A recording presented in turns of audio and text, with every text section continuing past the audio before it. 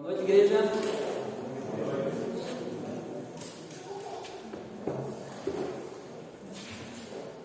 Para aqueles que vão assistir depois online, vão pegar só a partir daqui.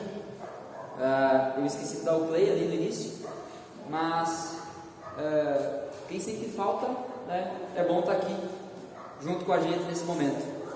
Queridos, eu estava com saudade de vocês, saudade de estar aqui. Graças a Deus, tive umas férias renovadoras. Foi 15 dias onde nós pudemos descansar, dormir bastante. Nós fomos agraciados com uma estadia, uma casa perto da praia. Só que Deus não queria que a gente fosse para a praia, pelo jeito para a água, né? Porque choveu todos os dias que a gente estava lá. Então eu acho que eu enfatizei bastante que eu gostaria que os irmãos orassem para que eu descansasse. E eu acho que alguém levou isso assim muito a sério, que Deus mandou a água todo dia. Para não dizer que a gente não foi na praia, nós fomos no dia que a gente estava saindo de lá, dessa casa. A gente foi, deu para molhar os pés e depois já retornamos. Mas eu louvo a Deus por esse tempo, louvo a cada um, louvo a Deus pela vida de cada irmão que esteve orando por nós. Realmente foi um tempo renovador. Eu lembro que no último domingo que eu estava aqui, teve uma irmã que me disse assim: pastor, descansa, porque o senhor sabe que depois de voltar o bicho vai pegar. Aí eu falei para ela assim: minha irmã, se eu descansar bem, aí que o bicho vai pegar. Eu voltei a descansar. Tem muita coisa boa, é só uma forma de falar, obviamente, mas tem muita coisa boa.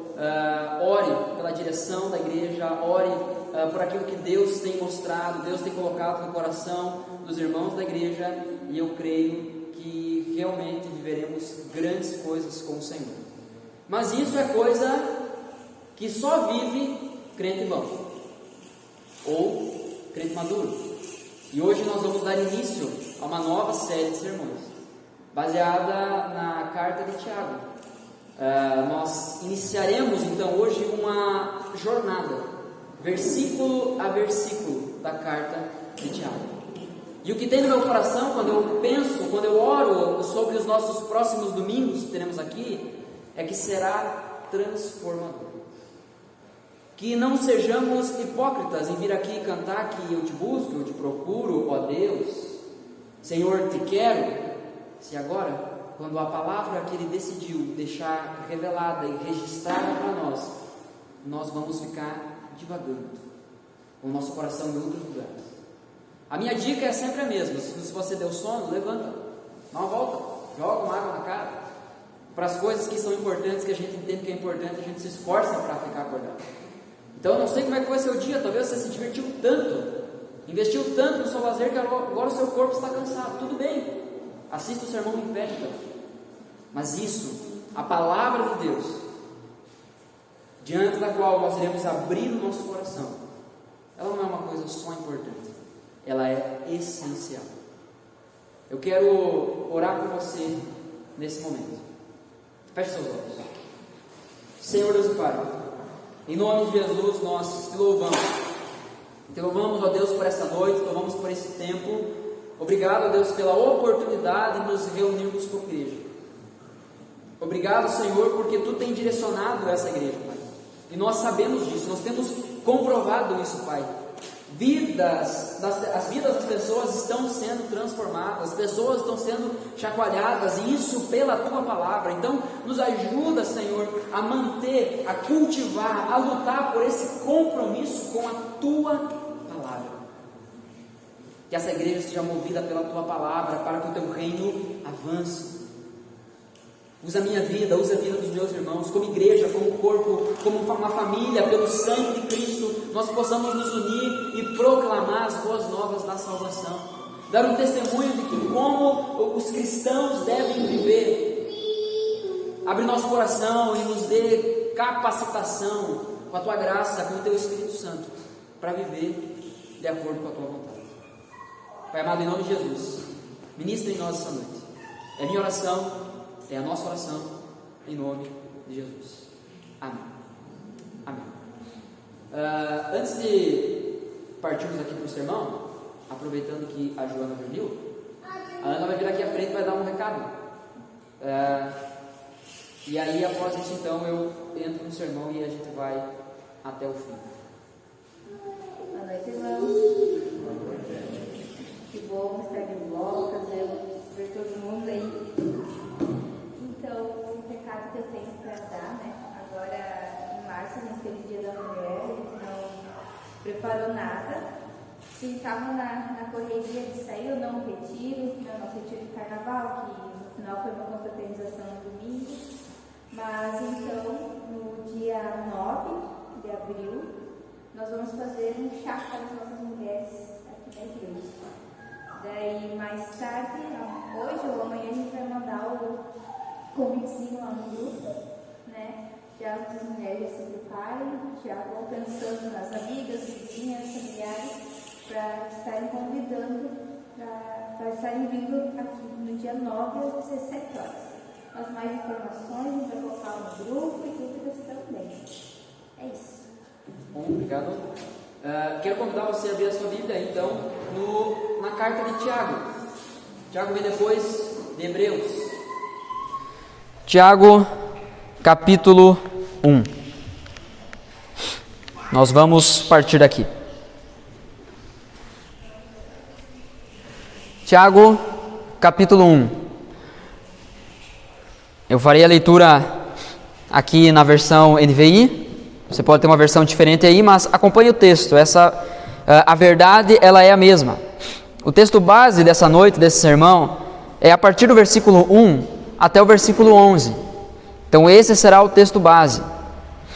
Mantenha esse texto aberto, mantenha os seus olhos atentos ao texto. Se você enxergar no texto alguma coisa que eu falei e o texto não está dizendo, ou não está querendo dizer, por favor, me procure depois para que a gente possa esclarecer isso. Tá bom? Todos acharam? A partir do verso 1, então, diz assim: Tiago, servo de Deus e do Senhor Jesus Cristo, as 12 tribos dispersas entre as nações, saudações. Meus irmãos, considerem motivo de grande alegria o fato de passarem por diversas provações, pois vocês sabem que a prova da sua fé produz perseverança, e a perseverança deve ter ação completa, a fim de que vocês sejam maduros e íntegros, sem que falte a vocês coisa alguma. Se algum de vocês tem falta de sabedoria, peça a Deus, que a todos dá livremente, de boa vontade, e lhe será concedida. Peça-a, porém, com fé, sem duvidar, pois aquele que duvida é semelhante à onda do mar, levada e agitada pelo vento. Não pense tal pessoa que receberá coisa alguma do Senhor, pois tem a mente dividida e é instável em tudo o que faz. O irmão de condição humilde deve orgulhar-se quando estiver em elevada posição, e o rico deve orgulhar-se caso passe a viver em condição humilde, porque o rico passará como a flor do campo, pois o sol se levanta, traz o calor e seca a planta. Cai então a sua flor e a sua beleza é destruída. Da mesma forma, o rico murchará em meio aos seus afazeres. Nesses 15 dias de férias, nós podemos passar por alguns lugares, visitar alguns amigos, matar um pouquinho da saudade. Acho que foi no Brasas, aqui na Quinta, não lembro que momento que foi, mas alguém me perguntou: e aí, pastor, visitou alguma outra igreja? Eu disse: não, meu irmão, não fui em nenhuma outra igreja, mas encontrei 3 amigos pastores e o que mais eu falei nessas férias foi sobre igreja. Foi uma experiência muito boa, trocar experiências, conversar sobre o que está acontecendo em cada lugar. Mas, como todo pobre que honra a sua raiz, a gente precisa ir no shopping passear. Não confunda passear com comprar, né? Então a gente foi no shopping dar uma volta. Chegamos lá numa loja, e agora o nosso lugar preferido das lojas, isso é perigosíssimo, é lá onde tem as roupinhas dos bebês. Chegando lá, a gente olhando lá as roupas e dizendo: nossa, olha essa que bonita, ele olhava a etiqueta, não é tão bonita assim, mas tinha lá uma pendurada que me chamou a atenção, que era uma roupa para um menino, um bebê. E na estampa da roupa estava escrito assim: o reizinho da casa. Aquilo me deu um embrulho no estômago. Porque muitas vezes a gente olha para essas coisas e pensa: nossa, que bonitinho, o reizinho da casa. Não tem como uma criança ser a dona da casa. E aí agora usei isso apenas como ilustração. Obviamente que a roupa não quer dizer que a criança vai mandar na casa, ainda que às vezes o que acontece na prática é bem isso. Onde não se consegue compreender quem comanda a situação. Não é possível, não tem como entregarmos o comando da casa de uma família para um bebê. Aquela roupa acho que era de um recém-nascido, poucos meses. Por quê? Porque não tem maturidade, não tem condições de conduzir uma casa. Então há coisas que que para fazermos nós precisamos de maturidade. Há coisas que nós não podemos esperar de uma criança. Há outras coisas que são esperadas de uma criança. Eu lembro de uma vez, e esse exemplo me marcou muito, eu vi já há alguns anos essa situação e ele me marcou bastante. Eu estava numa fila do supermercado e tinha na minha frente um casal com um gurizinho, um rapazinho. E aí ele estava assim, coçando o pescoço, assim, aonde pegava a etiqueta da camiseta dele, assim, ele estava coçando. E aí a esposa olhou para o marido e disse assim: tá coçando ali, tá incomodando essa etiqueta. E aí homem, muitas vezes prático, sem pensar muito nas coisas, né, disse assim: não, vamos cortar fora. Aí o gurizinho ouviu e disse assim: mas como que eu vou saber qual é o lado certo de botar a camiseta depois? Então, esse comportamento de uma criança, tu olha e diz: ok, faz sentido. Agora, adultos são plenamente capazes de olhar para uma camiseta e saber qual é o lado certo e qual é o lado errado. Ainda que às vezes, né, acontecem alguns acidentes. A gente sai meio maluco para a rua, meio correndo. O que eu quero dizer, irmãos, é que há comportamentos que são esperados, que a gente compreende, que a gente aceita. Mas quando esses comportamentos vêm de uma criança, não de um adulto. A maturidade espiritual, ela é diferente da maturidade natural. Vamos separar dessa forma. A maturidade espiritual, ela não vem de forma automática, ela precisa ser buscada. A gente precisa lutar por isso, exige de nós esforço, não que a força está em nós. Colossenses capítulo 1, versículo 29, Paulo vai estar dizendo: eu me esforço de acordo com a força dele que atua em mim. Então a força é dele, o esforço é nosso. A maturidade natural, ela surge naturalmente, quase que de forma automática. Você consegue perceber uma criança crescendo de forma automática. Vivendo uma vida normal, ela vai crescer, ela vai desenvolver uma maturidade. Pode ser uma maturidade questionável? Sim, mas vai ter. Vai desenvolver inteligência, caráter. Pode ser uma inteligência tola? Sim, mas ainda assim vai ser uma inteligência. Vai ser muito bom em fazer uma coisa errada. É uma inteligência dela. Vai desenvolver um caráter, vai ser um caráter honroso? Nem sempre. Pode ser uma pessoa com um caráter duvidoso, mas vai ter um caráter. Vai ter algo que vai caracterizar essa pessoa. Então, a maturidade natural, física, ela acontece quase que de forma automática, mas a espiritual não. A maturidade é um chamado para colocarmos a nossa fé em prática. É praticarmos aquilo que nós cremos. Eu quero introduzir aqui esse texto, o versículo 1. Tiago está dizendo, se apresentando primeiro. Como de costume, as cartas normalmente trazem o autor. Então, Tiago, servo de Deus e do Senhor Jesus Cristo. Esse Tiago aqui não era um dos apóstolos. Esse Tiago aqui era irmão do Senhor Jesus. Ele não se atreve a se colocar aqui como irmão, porque ele entendia que, em primeiro lugar, ele era servo. Nos evangelhos nós vamos ver, num determinado momento, que nem os próprios irmãos de Jesus criam que Jesus era o Messias. Mas algo acontece no meio do caminho. Tiago é iluminado pelo Espírito Santo, ele se converte a Cristo, ao seu Senhor, Tanto que agora ele se apresenta não como o irmão de Jesus. Porque cá entre nós, né? Dizer que era irmão de Jesus trazia um crédito, né? Mas ele se apresenta como servo de Deus e do Senhor Jesus Cristo. É esse Tiago aqui que, juntamente com Pedro e João, se torna um dos pilares da igreja primitiva. Da igreja lá em Jerusalém, a primeira igreja que nós vemos se formando. É esse Tiago. E esse cara tem credencial. Esse cara, ele se levanta, ele fala, ele prega, e como poucos pregadores na Bíblia, ele é incisivo, direto. Tiago é muito mais pregador do que escritor, e nós vamos perceber isso nessa carta. Tiago é um cara que não fica com muitos rodeios, ele vai direto ao ponto. E ele não se preocupa com o que isso vai causar nas pessoas, desde que o nome do Senhor seja preservado. Desde que o povo de Deus seja levado à maturidade. Então eu convido você a abrir o seu coração para isso. Ele escreve essa carta, ainda no versículo 1, as 12 tribos dispersas entre as nações. Eu não sei se alguém aqui tem alguma tradução Almeida. Até a nova Almeida, que saiu no final de 2017, ela traduz como diáspora. Aqui, Tiago está escrevendo aos irmãos que tinham sido espalhados pelas nações por conta da perseguição. Perseguição essa que dá-se o início após a morte de Estevão. A gente vai encontrar isso em Atos. Aquele que foi apedrejado.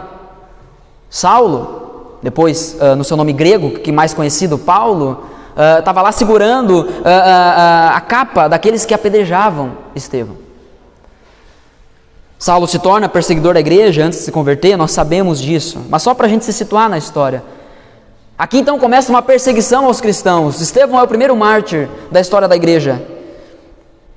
E essa perseguição ela vai aumentando, e aproximadamente 20 anos depois, um imperador então intensifica essa perseguição, e é aí que os cristãos se espalham por todas as regiões. A gente olha e pensa, meu Deus, Deus perdeu o controle da história. Olha lá, os crentes não fizeram nada para sofrer isso e estão sofrendo. Estão sendo perseguidos, alguns mortos, torturados, suas famílias sendo capturadas. Mas não é esse o ponto. A diáspora, a perseguição, o espalhar desse povo era providência divina. O pastor batista americano John Piper, ele usa uma expressão que me marca bastante. Ele fala sobre a providência agridoce de Deus. Ela é amarga, mas ela é doce. Ela machuca, mas ela cura. Ela fere, mas sara. Mata, mas traz vida. Isso era a providência de Deus. Uma providência agridoce, é verdade, mas era a providência de Deus. É o cumprimento da ordem de Jesus que nós vemos em Atos capítulo 1, versículo 8. Um texto muito conhecido. Vocês receberão poder quando descer sobre vocês o Espírito Santo. E serão minhas testemunhas. Aonde? Em Jerusalém. Só em Jerusalém? Não, em toda a Judéia. Só em Judéia? Não, também na Samaria. Só na Samaria? Não, até os confins da terra. Talvez esse povo aqui estava meio acomodado, vivendo uma igreja pulsante, onde multidões eram acrescentadas à igreja, dia após dia o Senhor ia acrescentando aqueles que iam sendo salvos, e talvez em algum momento, em algum ponto da caminhada, talvez aconteceu que alguns ali estavam se acomodando. E nós podemos ter isso por verdade pelo conteúdo da carta de Tiago. Porque se isso não fosse verdade, Tiago não entenderia que era necessário tratar isso. O Espírito Santo não teria levado Tiago a escrever isso para tratar isso com a igreja. Essas pessoas precisavam ser levadas a cumprir o que Deus tinha para elas. Assim como nós, esses crentes não estavam enfrentando provações que procuraram, mas que eram necessárias na vida deles. É bem verdade, nós precisamos reconhecer que muitas das provações que a gente enfrenta é porque a gente toma umas escolhas aí, a gente troca o pé pelas mãos, a gente toma atitudes no impulso, Algumas das adversidades que enfrentamos são resultados das nossas próprias escolhas. E não tem como a gente colocar a culpa em Deus depois. Mas de forma geral, não é o caso aqui. Essa perseguição não foi porque os crentes os crentes estavam pecando. Mas é pelo contrário, porque eles estavam sendo tão crentes que estavam perseguindo eles. Às vezes a gente pensa assim, nossa, o Brasil precisava de perseguição, porque daí ia se mostrar os crentes de verdade.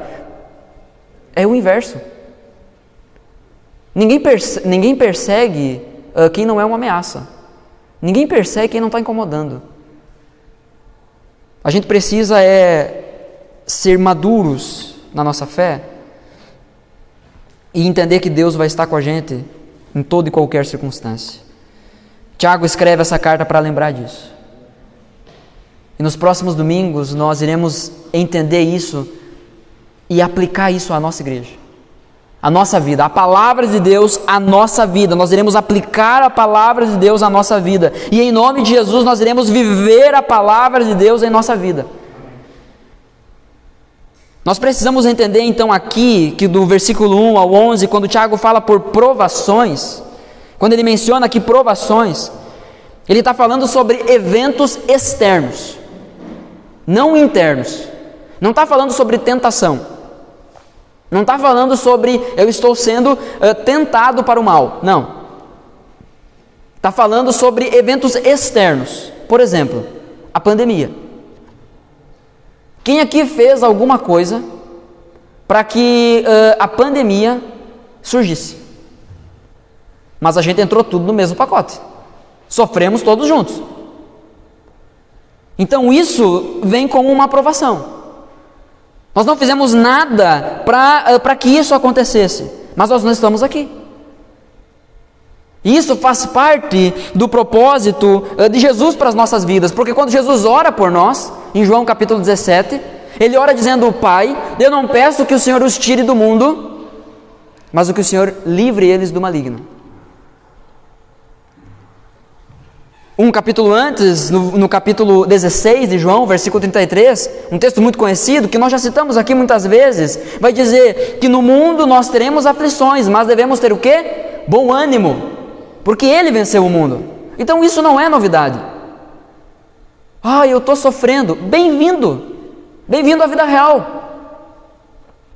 A minha filha agora, ela está com um costume, a Evinha, chamada de Evinha, ela está com um costume... nos últimos dias ela tem se desenvolvido bastante. Ela está com o costume de que ela quer pegar alguma coisa para brincar e ela não consegue pegar no primeiro momento, ela começa a gritar. E eu olho para ela e digo assim: bem-vinda, minha filha. As coisas não são assim fácil. Nesse mundo tu vai sofrer, mas Jesus está com a gente. Ela está entendendo isso agora? Não. Mas é meu papel já desejar ensinar ela sobre isso. Ninguém aqui vem nessa igreja acreditando que os problemas simplesmente vão ser exterminados. Mas a convicção que nós temos é que Deus está conosco. Amém? Deus está conosco. As provações são esses eventos externos que nem sempre a gente tem poder sobre.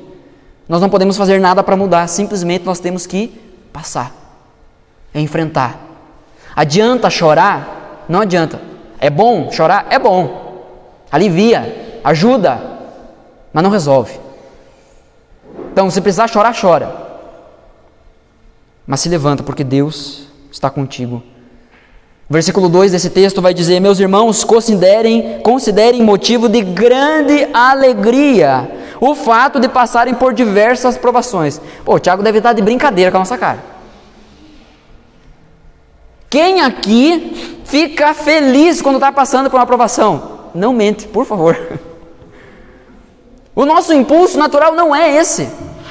Se fosse, não haveria uma exortação na Escritura para que fizéssemos isso. Considerem motivo de grande alegria. Devemos e precisamos nos alegrar nas provações, porque há um processo sendo realizado aqui dentro disso. E não é um tipo de alegria sentimental, porque esse a gente nunca vai ter. Nossa, perdi o emprego, olha só que bênção, estou faceiro. A gente olha para Jó e muitas vezes interpreta a história de Jó de forma errada, de forma equivocada. A gente vê Jó perdendo tudo e dizendo, Deus deu, Deus tirou, louvado seja o nome do Senhor. E a gente às vezes imagina Jó com o sorriso lá nas orelhas. Não, leia o texto. É uma notícia atrás da outra chegando até Jó, e o que nós vemos no texto é que Jó se levanta e então faz essa declaração. A impressão que eu tenho é esse camarada levando tanto golpe, tanta adversidade, tanto sofrimento, que ele vai se encolhendo, ele vai se colocando ao chão, já meio que sem força. A alegria ali não é um simples sentimento, uma simples emoção, mas é uma postura de coração. Nós precisamos, para conseguir fazer isso, nós precisamos treinar nas provações menores.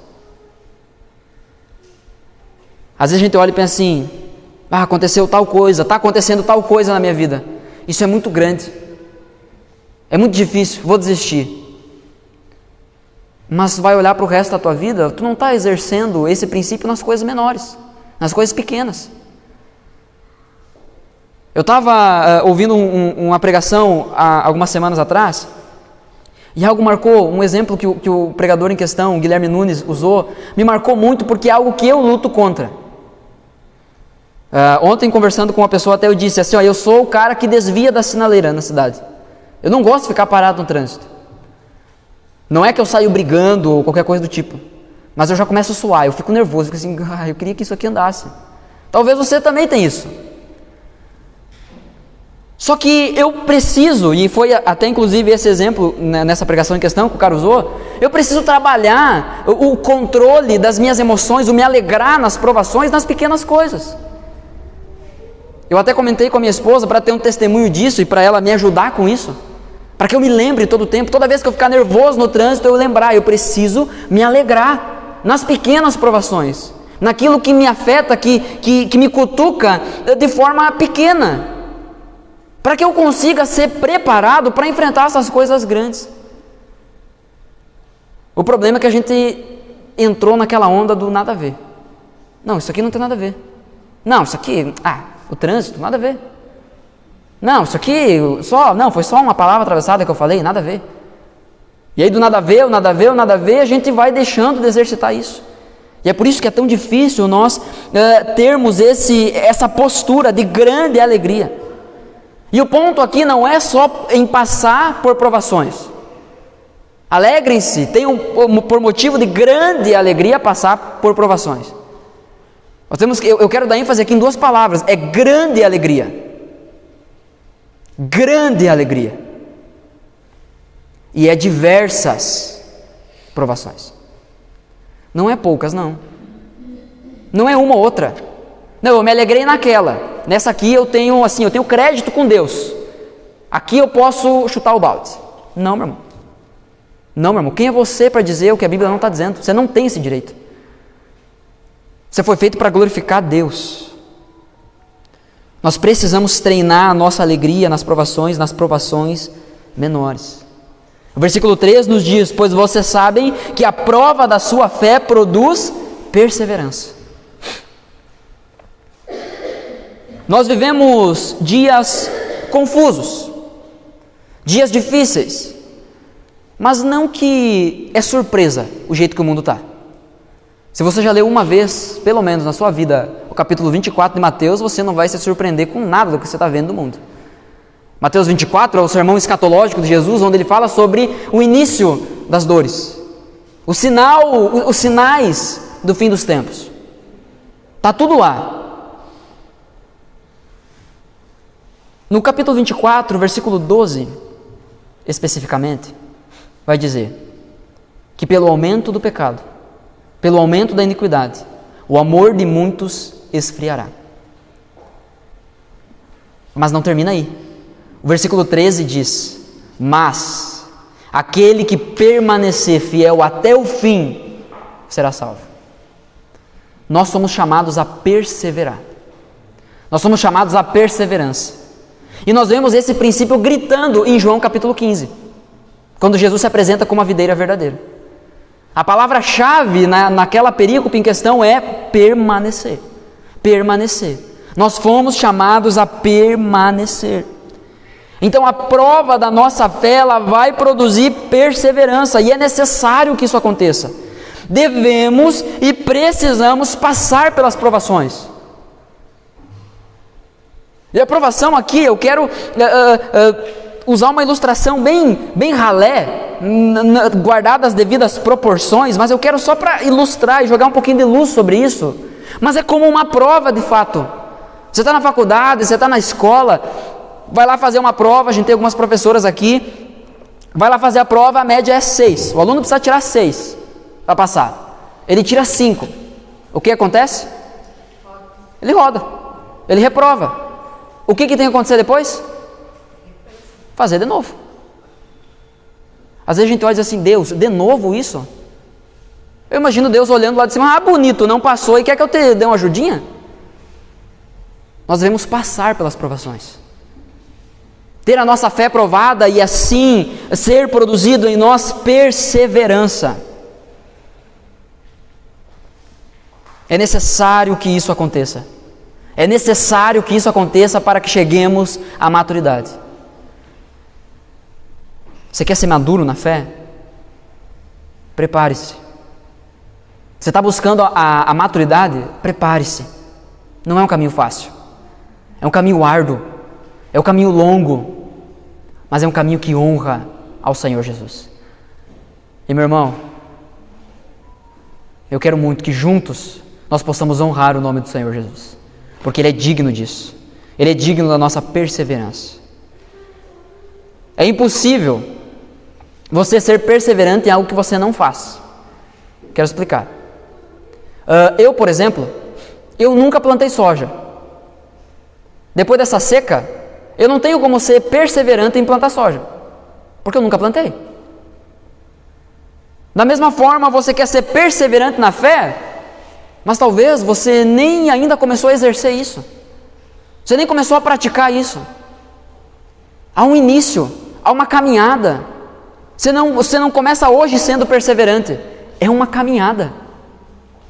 Você vai enfrentar lutas, você vai enfrentar provações, mas é necessário que isso aconteça para que cheguemos à maturidade. Não tem como eu desistir de plantar soja. Eu nunca fiz isso.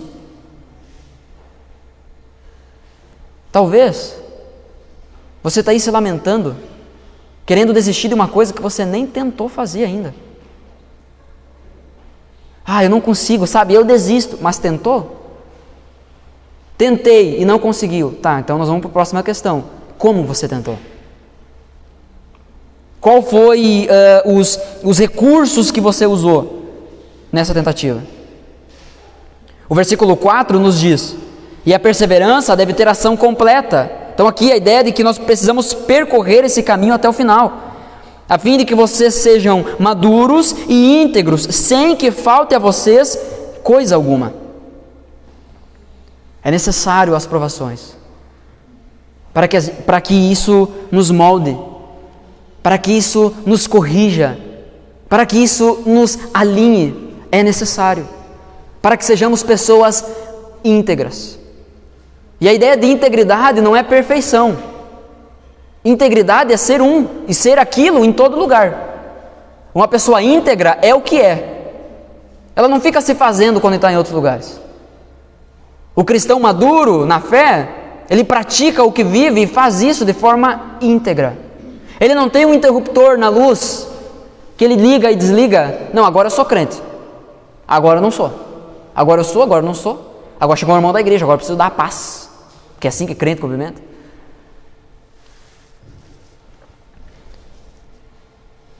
Ser íntegro e maduro, completo, não significa perfeição.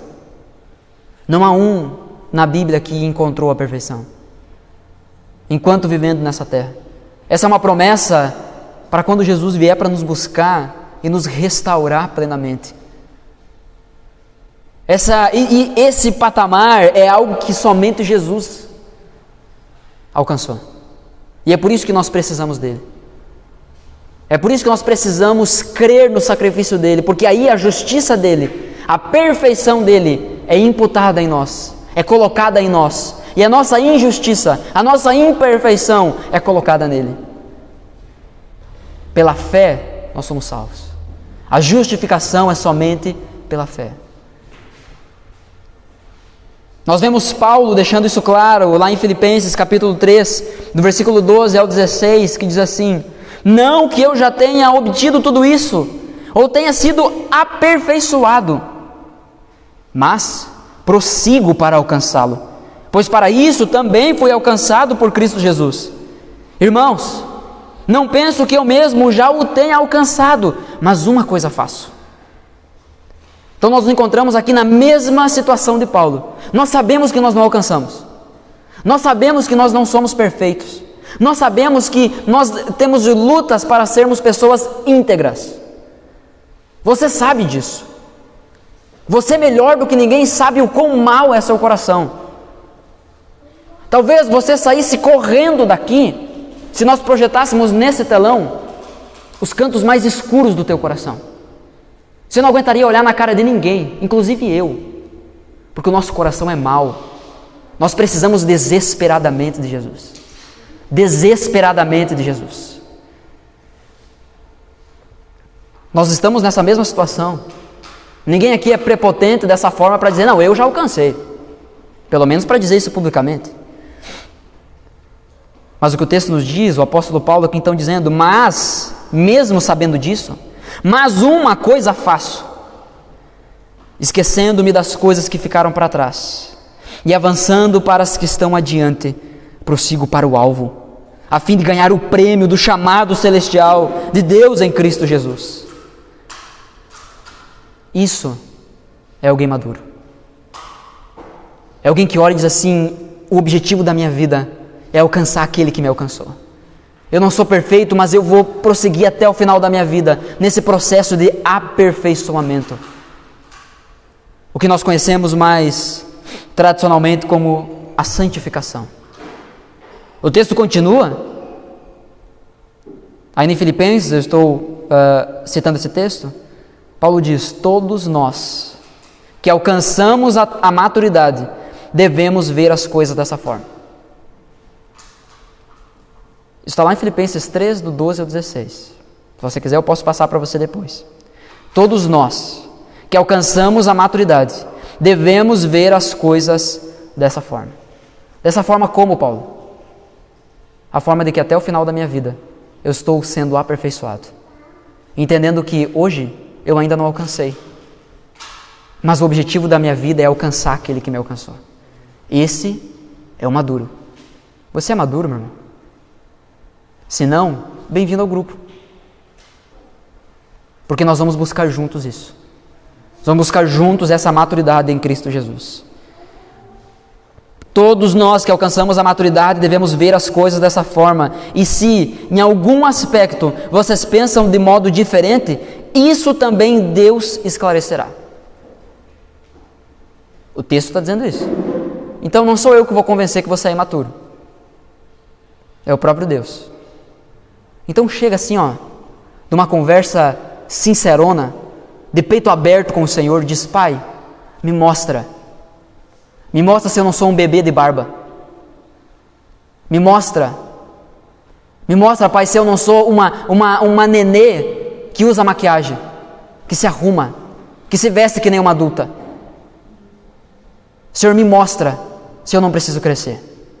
Me mostra, Senhor, se eu não estou tratando as minhas provações como uma criança, ao invés de tratar isso como alguém maduro.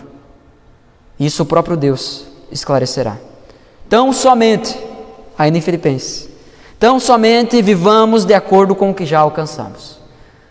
Aquilo que Deus esclareceu para você, viva isso, pratique isso, aperfeiçoe isso, avance nisso, cresça nisso.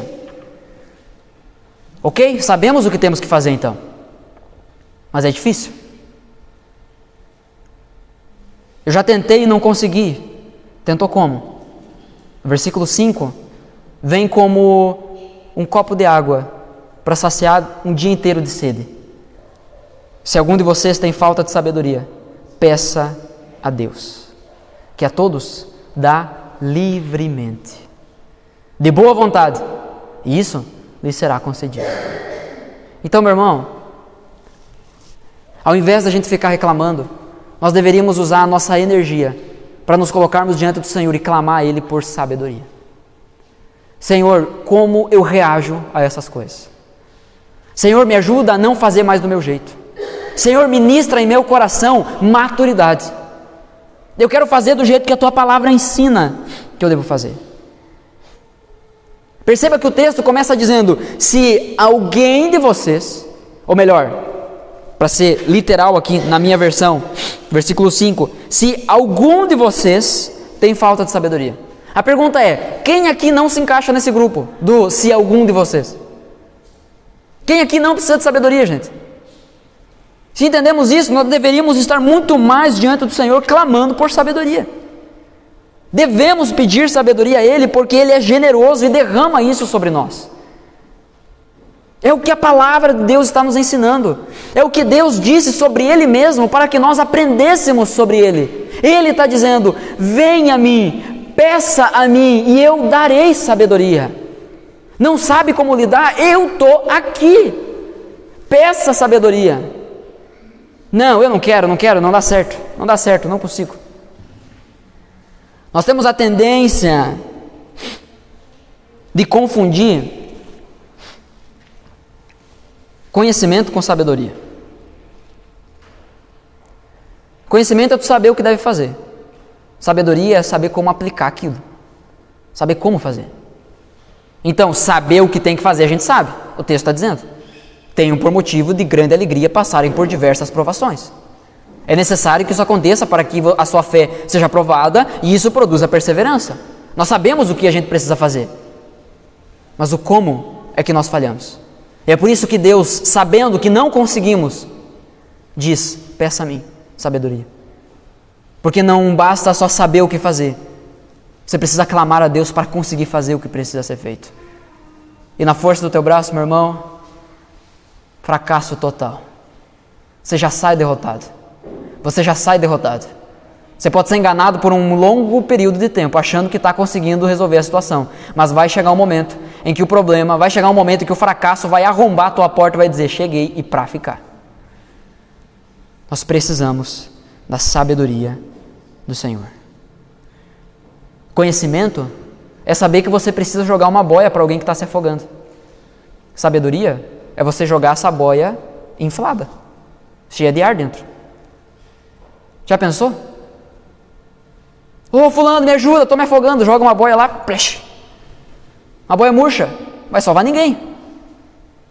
Nós precisamos da sabedoria, como colocar em prática isso.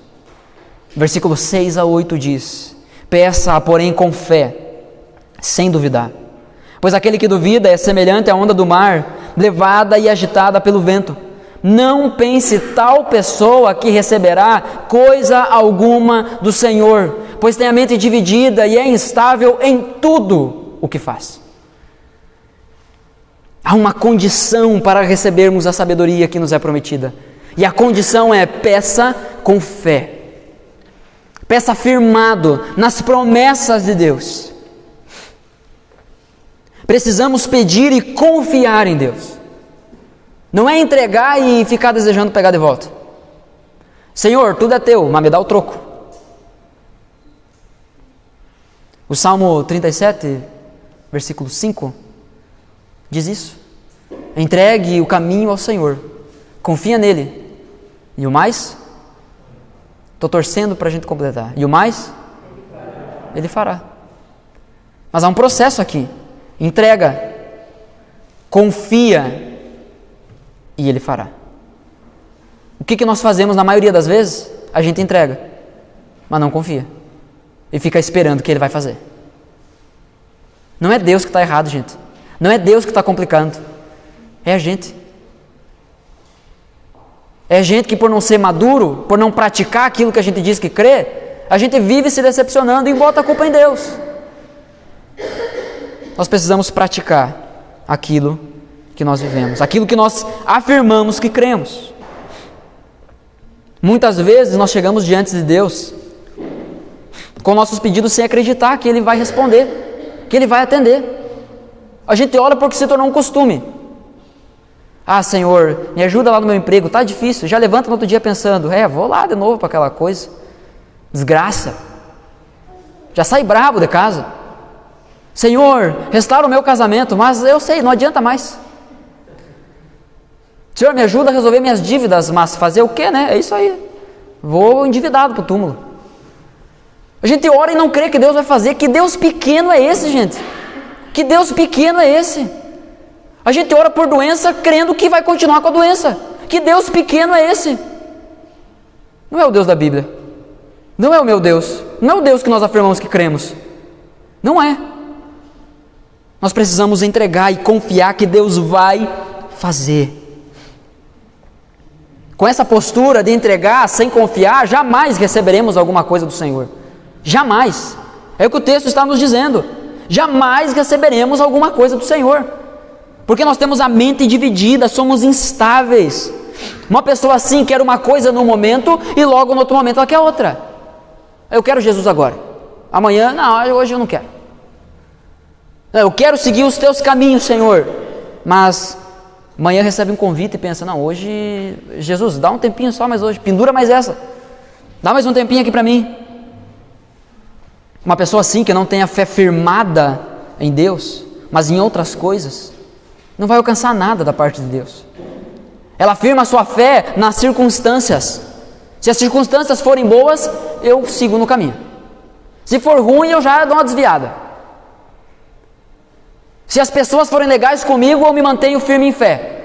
Se as pessoas não forem legais comigo, eu já dou uma desviada. Porque afinal, eu não sou capaz de ninguém. Coitado de Jesus se pensasse assim. De Jesus não, né? Porque é Deus. Coitado de nós, se Jesus pensasse assim. Não tinha vindo à terra e morrido por nós, pecadores. Nós somos as pessoas difíceis. Nós somos os que produzimos as circunstâncias difíceis. Nós somos as pessoas que criamos problemas. Mas quando fazem isso com a gente não aceita. Nós precisamos ter a nossa fé firmada em Deus. Pedir a Ele com fé. A nossa fé precisa estar firmada nas promessas dEle. E não nos nossos projetos. Não nos nossos planos. Porque você muda, ou não? Uma hora você tem um plano, outra hora você tem outra. Uma hora você acha que esse caminho aqui é um ótimo investimento de negócio. Outra hora não.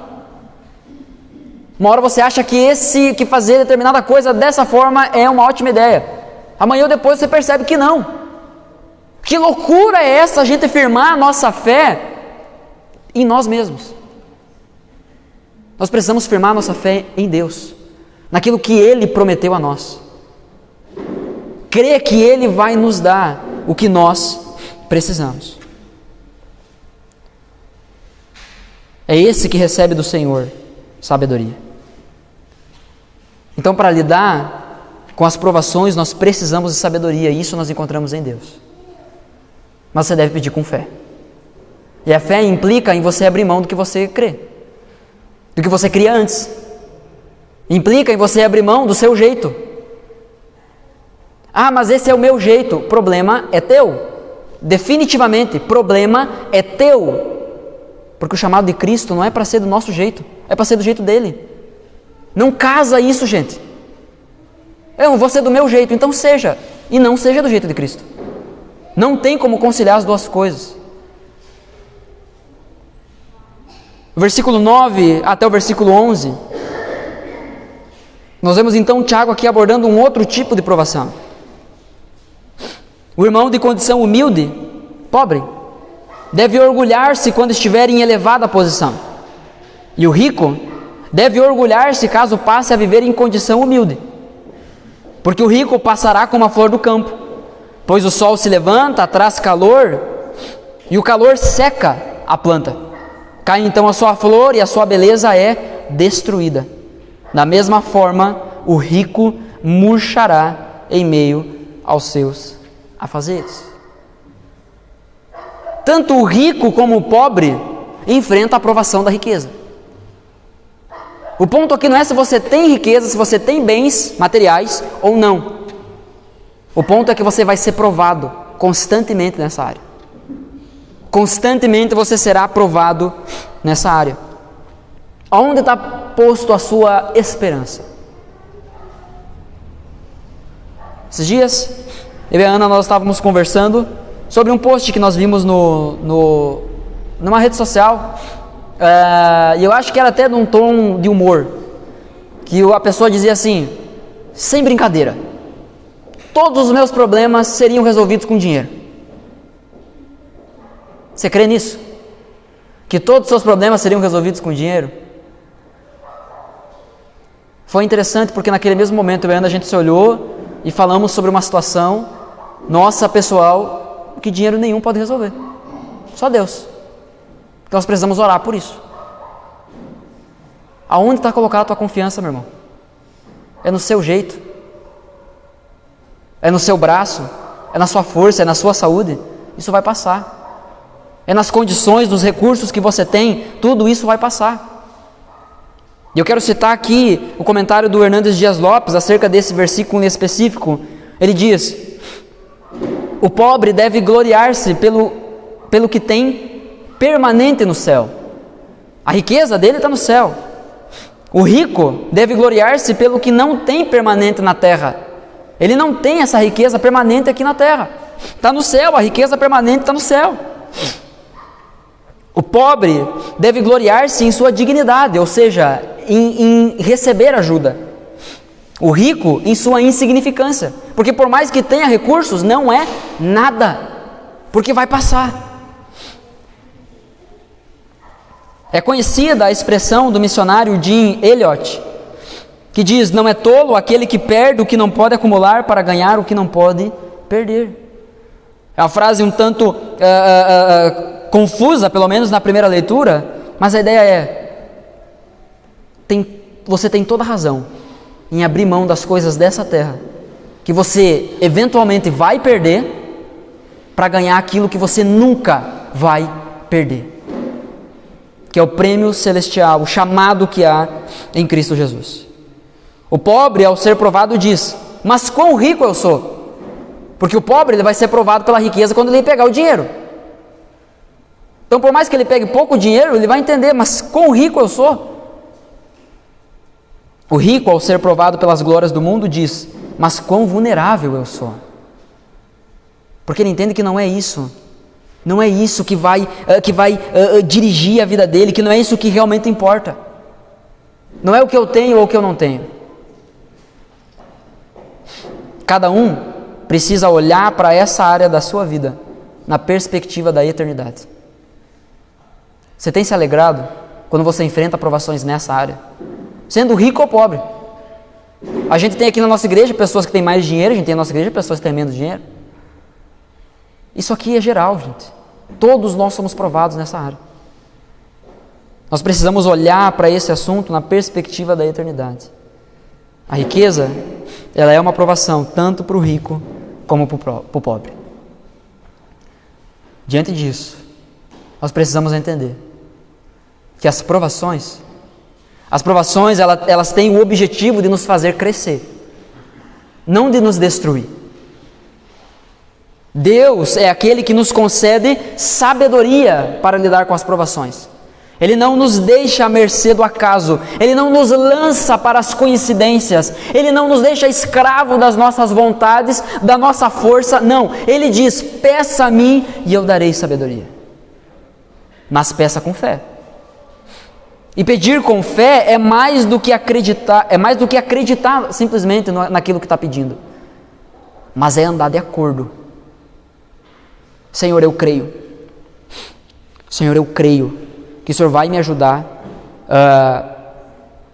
no meu trabalho, que a situação do meu trabalho vai melhorar. E aí o que você vai fazer?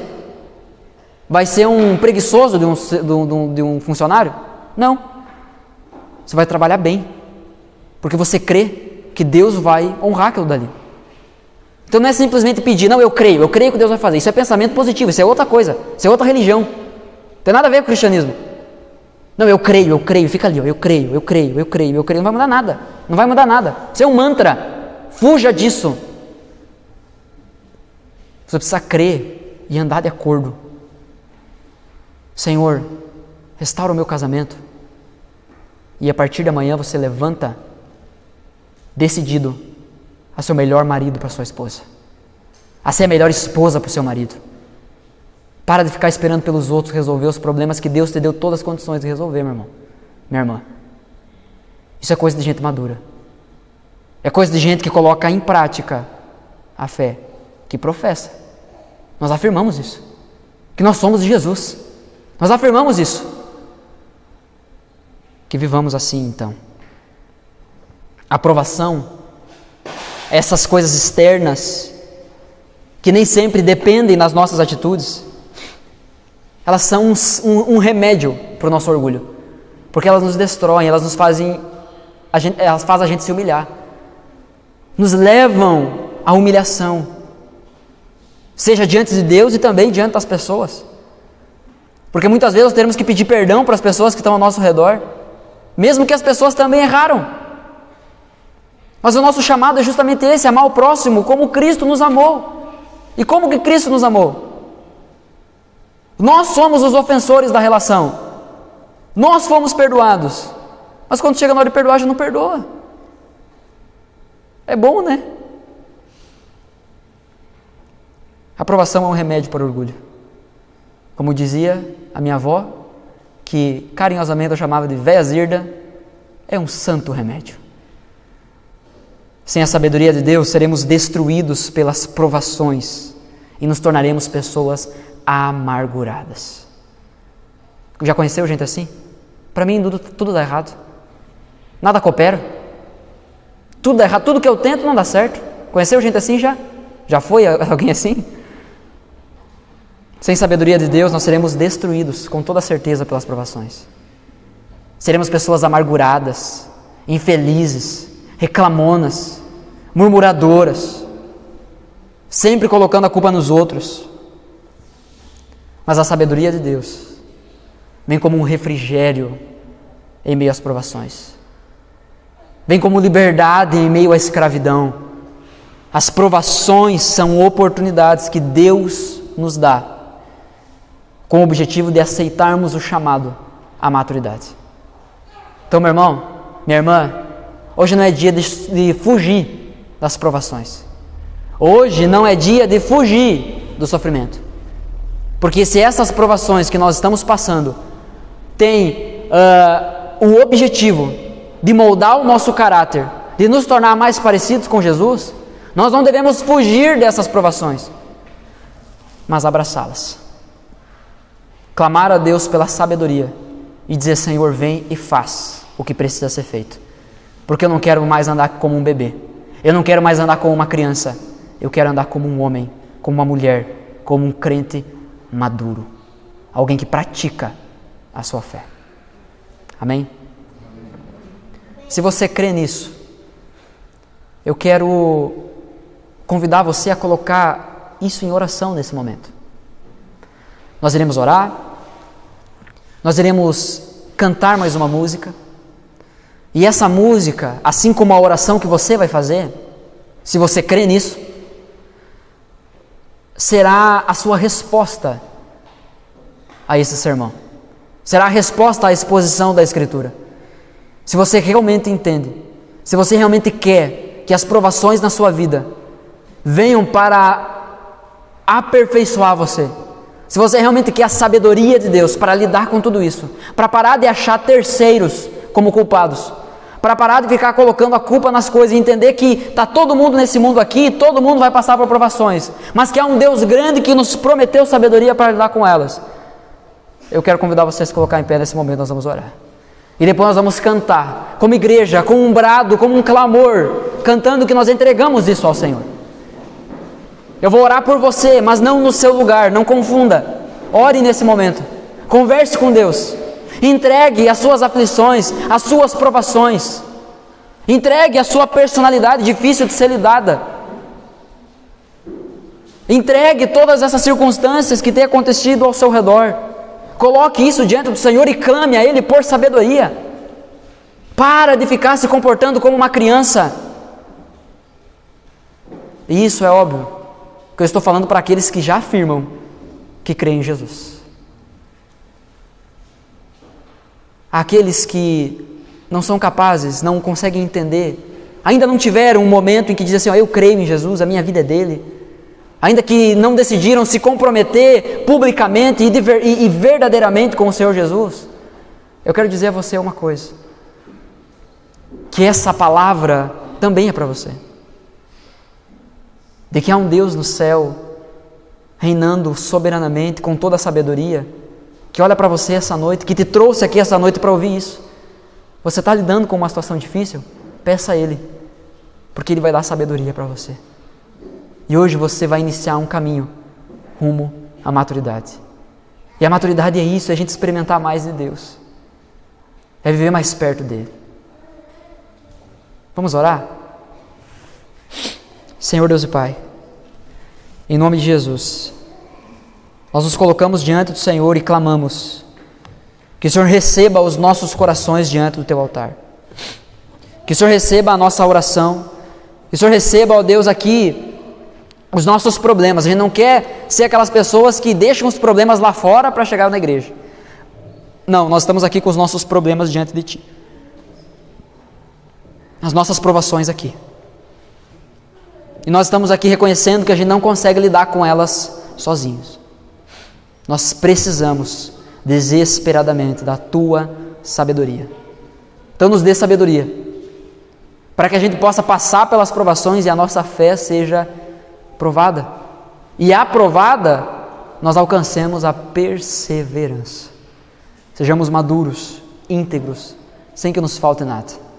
Que possamos andar de acordo com a Tua vontade. Essa é a nossa oração, Senhor. Que possamos juntos, como igreja, declarar isso nesse momento. Se é que de fato cremos nisso que acabamos de ouvir.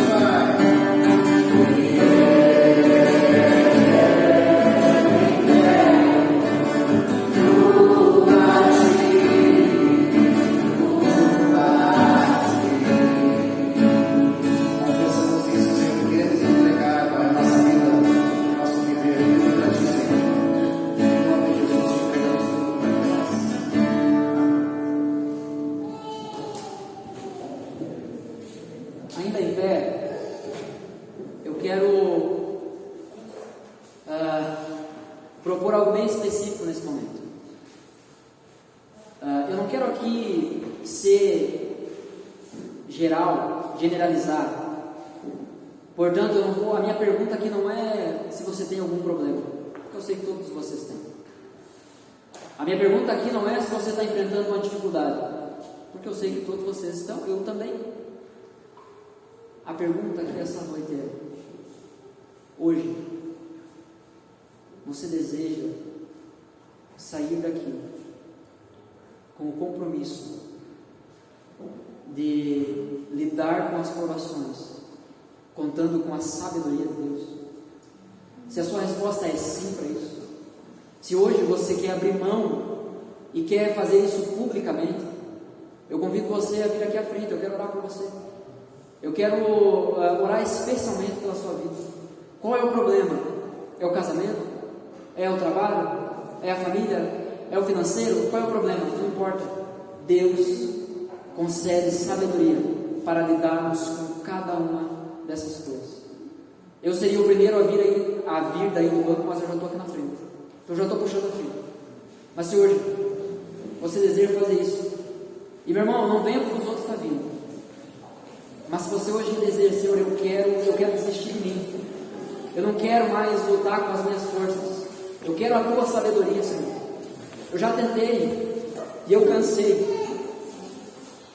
Eu já me decepcionei muitas vezes. Lutei, me machuquei, desisti, tô calma, amargurada. Tô ferido, por isso a minha resposta é o orgulho. Eu não sei como você tem lidado com isso, mas a minha oração é que todos nós possamos sair daqui essa noite contando com a sabedoria de Deus. Pai, nos ajuda a lidar com as nossas provações com a tua sabedoria. Senhor Jesus, é diante do Senhor que nós estamos. Não é diante de mim, do pastor, diante do Júnior que estava aqui conduzindo a música. Mas, Senhor, é diante de Ti que nós estamos, é diante do Senhor que nós nos prostramos. É diante do Senhor que nós nos humilhamos, é diante do Senhor que nós estamos aqui dizendo e reconhecendo, Pai, que nós somos falhos, que nós somos finitos, que nós não sabemos lidar com as provações da nossa vida, que se depender da gente, a gente vai se afastar de Ti, a gente vai se afastar das pessoas, a gente vai se machucar, a gente vai machucar pessoas.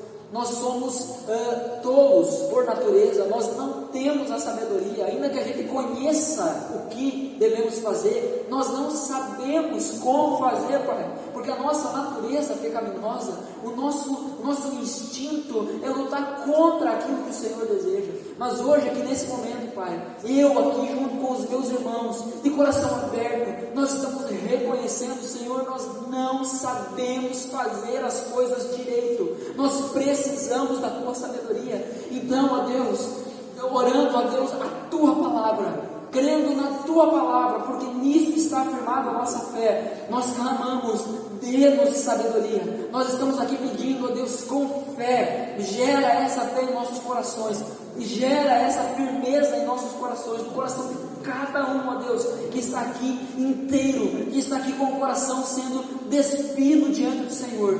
Cada um aqui, ó Deus, responde a oração desses irmãos, Pai, responde a nossa oração. Nós não sabemos lidar, nós precisamos da Tua sabedoria. Concede-nos generosamente a Tua sabedoria, para que a nossa fé seja provada, sejamos aprovados e assim sejamos perseverantes. Nós queremos ser maduros e sabemos que o ponto de partida para isso é a Tua sabedoria. Em nome de Jesus. É a minha oração, Senhor. É a nossa oração. E porque cremos nisso, porque cremos no que acabamos de orar, nós dizemos amém. Amém, amém. Glória a Deus. Você pode sentar.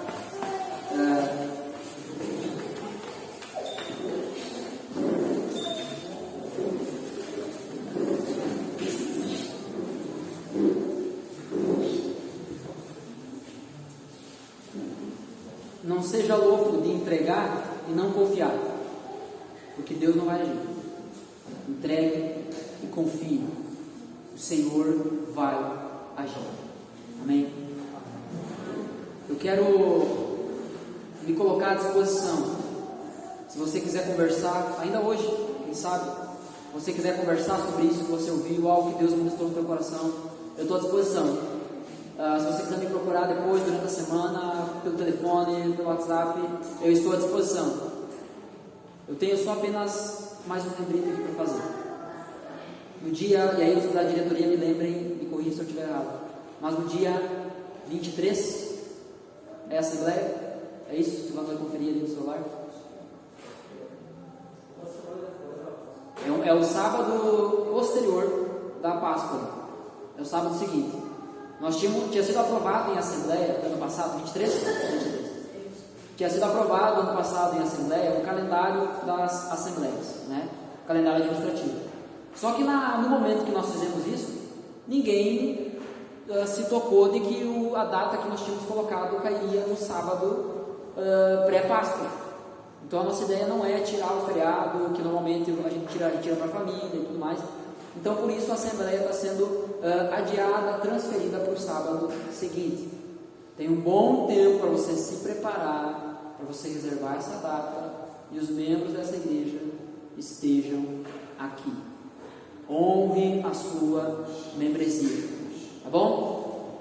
Assim, estamos então dispensados até a semana que vem, se Deus quiser. Semana que vem, porque quinta-feira já é semana que vem, quinta-feira tem encontração, às 20 horas aqui na igreja. Que Deus abençoe a sua vida, uma ótima semana.